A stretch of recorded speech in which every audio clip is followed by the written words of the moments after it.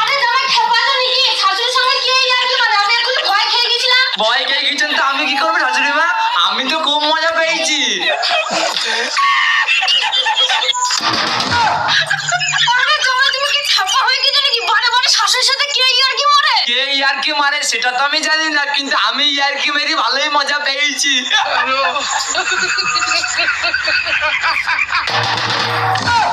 আরে জামাই তুমি বারে বারে আমার সাথে ইয়ার্কি মেরো না। আমি যদি তোমার সাথে ইয়ার্কি মেরে দিই না তোমার কিন্তু খুব ভারী পড়ে যাবে।